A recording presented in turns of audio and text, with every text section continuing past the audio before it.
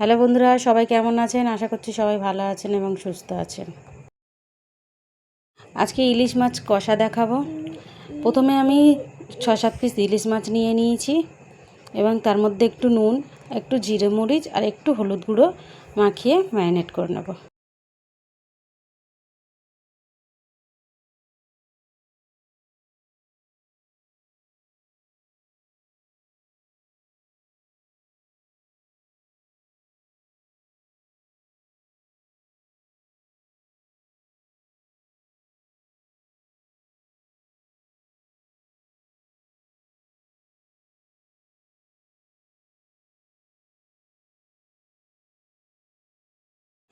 গ্যাসের মধ্যে একটা কড়া বসাবো। কড়ার মধ্যে একটুখানি তেল দেব। তেলটা একটু বেশিই দেব, কারণ ইলিশের তেল দিয়েও ভাত খেতে খুব ভালো লাগে।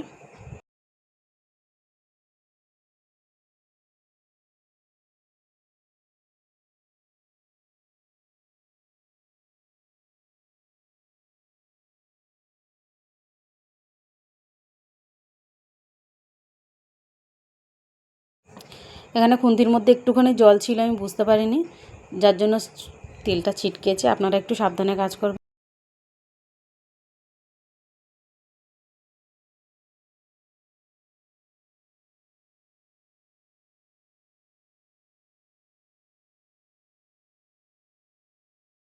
তেলটা গরম হয়ে গেছে দেখতে পাচ্ছেন। এবার এক এক করে মাছগুলোকে ছেড়ে দেব।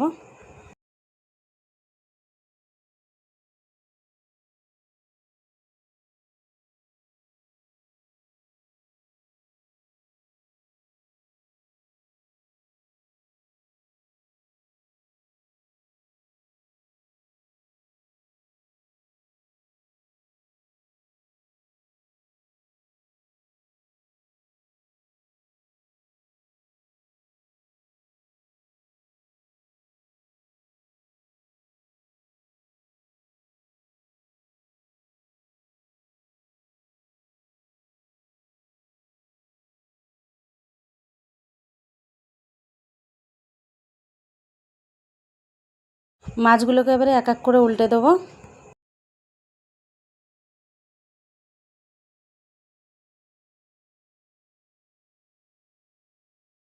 দেখতে পাচ্ছেন একদিকে ভালোভাবে ফ্রাই হয়ে গেছে।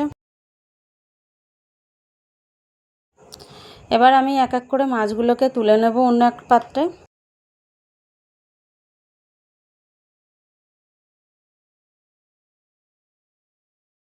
প্লিজ আপনারা কে কোথা থেকে দেখছেন আমাকে কমেন্ট করতে ভুলবেন না, আর আমার ভিডিওটা ভালো লাগলে লাইক করবেন।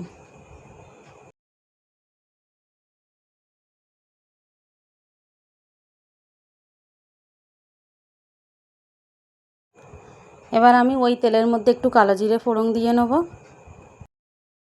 কালো জিরের খুব সুন্দর একটা গন্ধ বেরালে তারপরে আমি ওর মধ্যে কেটে রাখা পেঁয়াজগুলো দিয়ে দেব।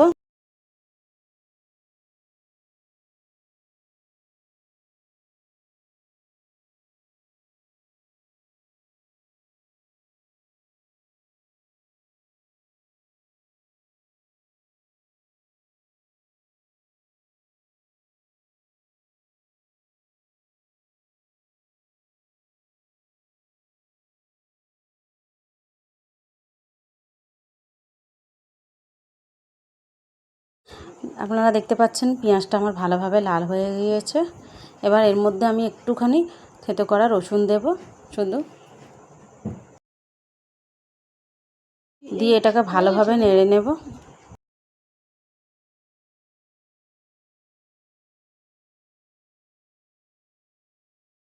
এবার যাতে পেঁয়াজটা পুড়ে না যায় তার মধ্যে একটুখানি জল দেব।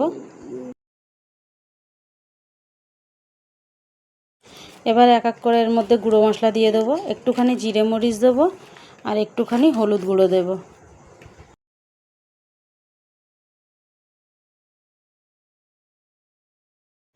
দিয়ে মশলাটাকে ভালো করে কষিয়ে নেব।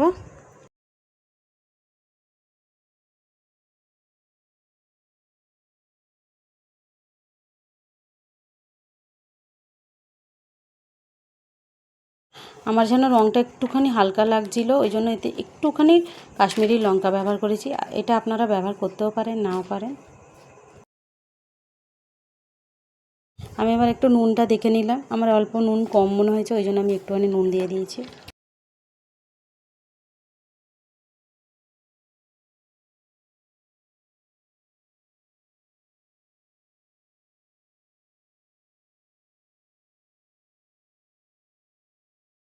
এবার দেখতে পাচ্ছেন আমার মশলাটা ভালোভাবে কষানো হয়ে গিয়েছে, তেল উঠে গেছে।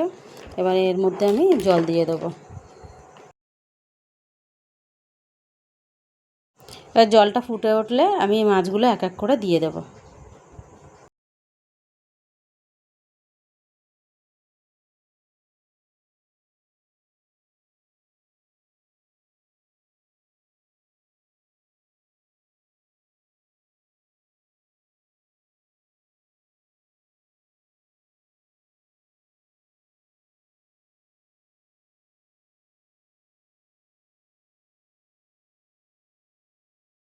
এবার আমি একটুখানি মাছটা সিদ্ধ হওয়ার মতো ঢাকা দিয়ে দেবো। এবার ঢাকাটাকে খুলে আমি কিছুটা কুচনো ধনেপাতা দিয়ে দেব।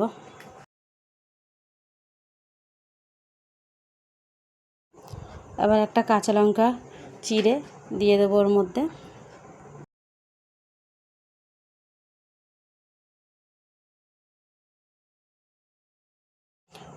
ঝোলটা আরেকটু কমে গেলে আমি এটাকে নামিয়ে নেব।